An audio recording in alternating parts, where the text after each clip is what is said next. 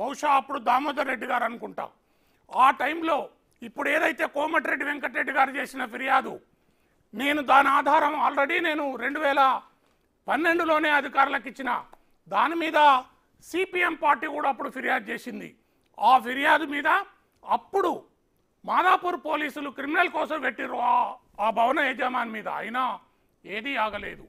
ఇన్ని పోరాటాలు చేస్తున్న సందర్భంలో 2013లో మాకు దొరికిన ఎఫ్టీఎల్ మ్యాప్లతోటి పోరాటం కొనసాగిస్తూ ఉంటే 2014లో వచ్చిన కేసీఆర్ ప్రభుత్వం ఇది చెరువులో ఉందని దీన్ని కూల్చివేస్తామని అట్టహాసంగా అధికారులతోటి పోయి కూల్చివేతలే ప్రారంభిస్తుంది. లేదు, అక్కినేని నాగార్జుననే స్వచ్ఛందంగా తీసేసుకుంటున్నాడని అప్పుడు పేపర్లలో పెద్ద పెద్ద హెడ్డింగ్లతోటి వార్తలు వచ్చినాయి. కానీ 3 రోజులకు ఎక్కడోళ్ళు అక్కడ గప్చుప్ అయిపోయారు.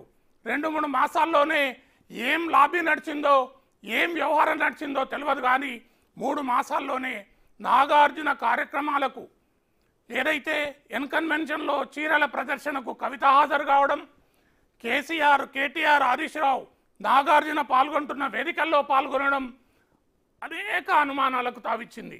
మేము ఆ లోకాయుక్తలో గారి పాలన గురించి భజన చేయటం, కేసీఆర్ గారి పాలన అద్భుతంగా ఉందని చెప్పటం, అవును, ఇవి వేదికలు పంచుకోవడం అంటే ఇదే జరిగింది.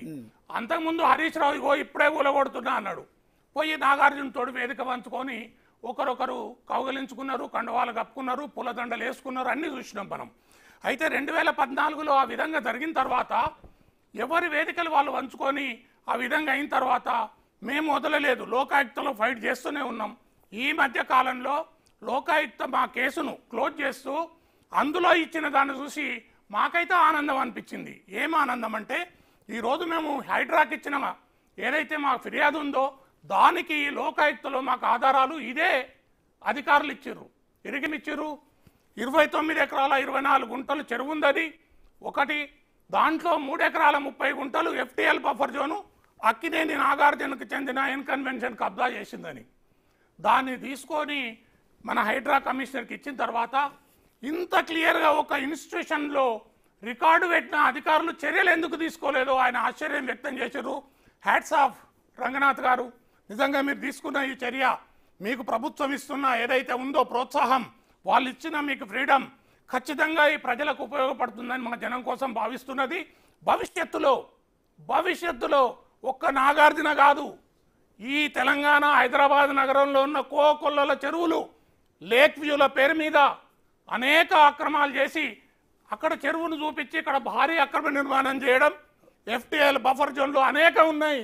భవిష్యత్తులో ఇది ఛాలెంజ్ చేస్తున్నాం. ప్రభుత్వం ఇదే విధంగా ఉండాలి. ఆ హైడ్రా సంస్థ ఏమాత్రం వెనుకంజ వేయకూడదు. ఒకరో ఇద్దరో మాట్లాడిన దాన్ని పట్టించుకొని, ముఖ్యంగా ఇక్కడ అది ఏ రాజకీయ పార్టీ అయినా చెరువుల గురించి మాట్లాడే అర్హత వాళ్ళకు లేదు. ఎందుకంటే ఒక్కో చెరువులో ఒక్కొక్క రాజకీయ పార్టీ నాయకుడు అందులో కబ్జా చేసి కూర్చున్నాడు. ఖచ్చితంగా భవిష్యత్తులో ఏ రాజకీయ పార్టీ, నేను ఒకటే సూచన చేయదలుచుకున్న ఈ రాజకీయ పార్టీలకు, దయచేసి మీరెంత తక్కువ మాట్లాడితే అంత మంచిది. అది ఏ రాజకీయ పార్టీ అయినా ప్రతి ఒక్కడు ఓ రాయేసి చూడడం, ఆ చెరువు కబ్జా అయిపోతుంటే కనీసం ఒక ఎన్జిఓ దాని మీద పోరాటం చేస్తుంటే సహకరించని రాజకీయ నాయకులు మీరెందుకు? మీ రాజకీయ పార్టీలు, మీ ఉపన్యాసాలు, మీ నీతులు గంగలో కలిసిపోయినాయి. ఇప్పుడు ఎవరిని ప్రశ్నించే అర్హత ఈ రాజకీయ పార్టీలకు లేదు, రాజకీయ నాయకులు ఎవరికి లేదు. అంటే మీరు కంప్లైంట్ ఇచ్చిన ఎన్ని రోజులకి రియాక్షన్ కనిపించిందండి? 20వ తారీఖు నాడు రంగనాథ్ గారిని కలిసినాం. ఈ 20వ తేదీ, మొన్న 20. ఓకే. ఈ రోజు డిమాలిషింగ్ 24 రోజులు. 4 రోజులల్లా ఇది మీరు గత 2010 నుంచి ఫైట్ చేస్తున్నారు కదా, జనం కోసం ఆర్గనైజేషన్ అనేది స్టార్ట్ చేసి ఈ కబ్జా గురైన చెరువుల మీద 14 ఏళ్ళుగా ఫైట్ చేస్తున్నారు. 4 రోజుల్లో ఇంత భారీ కట్టడాన్ని కూలుస్తారు ఖచ్చితంగా అని మీరు కల్లో అయినా ఊహించారా? మేము ఒక అధికారి దగ్గరకు పోతే మమ్మల్ని ఒక విచిత్రంగా చూసేవాళ్ళు. మేము ఒక రాజకీయ నాయకుని దగ్గరకు పోతే నువ్వేంద్ర ఇంత మొండోడో ఇట్లా పట్టుకున్నావు అనేవాళ్ళు. అన్ని వ్యవస్థలు ఈరోజు ఈ చెరువులు అన్యాక్రాంతం కావడానికి అన్ని వ్యవస్థలు, ఈవెన్ మీడియా కూడా కారణమే చెరువులు కబ్జా కావడానికి.